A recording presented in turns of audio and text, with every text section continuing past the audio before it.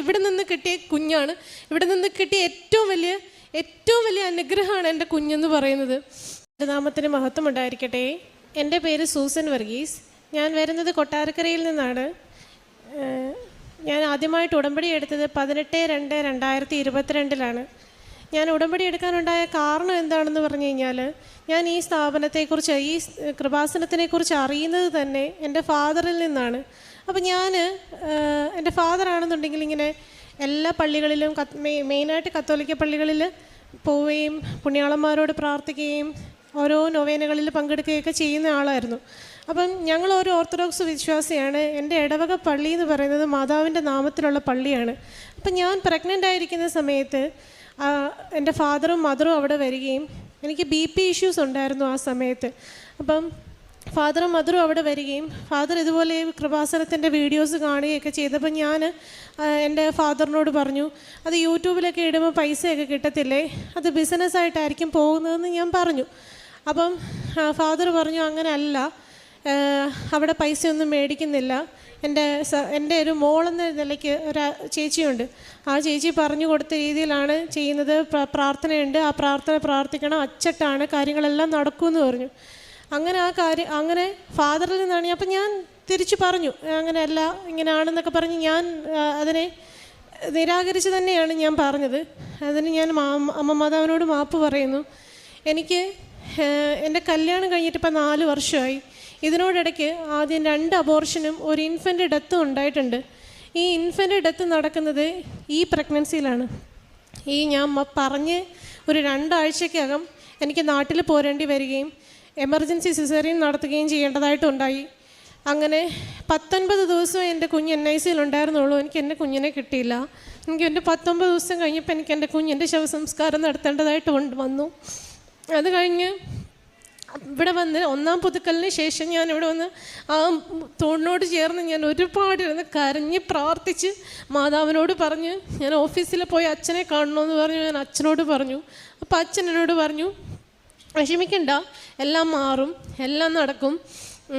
സൈത്ത് എൻ്റെ കയ്യിൽ തേച്ച് തന്നിട്ട് പറഞ്ഞു, കുരിശ് വരച്ച് പ്രാർത്ഥിക്കാൻ പറഞ്ഞു. അങ്ങനെ ഞാൻ ഇവിടെ നിന്ന് പോയി.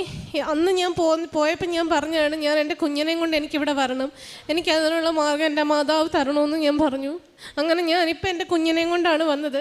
ഈ കുഞ്ഞും പ്രീ ടേം ബേബിയാണ്. 7-ാം മാസം ഉണ്ടായ കുഞ്ഞാണ്. 2 മാസം അമൃതയിൽ ഹോസ്പിറ്റലുണ്ടായിരുന്നു, NICയിലായിരുന്നു. പക്ഷേ ഇതിനോടിടയ്ക്ക് 2 പ്രാവശ്യം കുഞ്ഞ് വെൻറ്റിലേറ്ററിലാവുകയും ചെയ്തിരുന്നു. 2 പ്രാവശ്യം ഇൻഫെക്ഷനായി, ഫംഗൽ ഇൻഫെക്ഷൻ വന്ന് എൻ്റെ കുഞ്ഞ് 2 പ്രാവശ്യം വെൻറ്റിലേറ്ററിലായതാണ്. ഇപ്പം എൻ്റെ കുഞ്ഞിനെ എനിക്ക് പൂർണ്ണ ആരോഗ്യത്തോടെ എൻ്റെ ദൈവം തന്നു. 800 ഗ്രാം കൊണ്ട് ജനിച്ച കുഞ്ഞാണ്. ഇപ്പം 6.5 കിലോ ആയി. മാതാവ് തന്ന ഒറ്റ അനുഗ്രഹം കൊണ്ട് എനിക്ക് കിട്ടിയ കുഞ്ഞാണ്. ഞാൻ എൻ്റെ മാതാവിൻ്റെ നടയിൽ കൊണ്ടുവന്ന് കാണിച്ചേക്കാമെന്ന് ഞാൻ പറഞ്ഞിരുന്നു. അതാണ് എനിക്ക് ഇവിടെ നിന്ന് കിട്ടിയ കുഞ്ഞാണ്. ഇവിടെ നിന്ന് കിട്ടിയ ഏറ്റവും വലിയ അനുഗ്രഹമാണ് എൻ്റെ കുഞ്ഞെന്ന് പറയുന്നത്. രണ്ടാമത്തതെന്ന് പറയുന്നത്, എൻ്റെ കൂട്ടുകാർക്ക് 2 പേർക്ക് കുഞ്ഞുങ്ങളില്ലാതെ വിഷമിക്കായിരുന്നു. അതിലൊരാളാണെന്നുണ്ടെങ്കിൽ 2 പേരും ട്രീറ്റ്മെൻറ്റിലായിരുന്നു. അതിലൊരാളാണെങ്കിൽ IVF വരെയും ചെയ്ത് നിർത്തി ഒരു നിരാശ രീതിയിലേക്ക് മാറുന്ന അവസ്ഥയിലാണ്. അവൾക്ക് നോർമലായിട്ട് അവൾ കൺസീവ് ആവുന്നതും അവൾക്ക് കുഞ്ഞുണ്ടാവുന്നതും. അതുപോലെ തന്നെ 2-ാമത്തെ ആൾ ഹിന്ദുമത വിശ്വാസിയാണ്.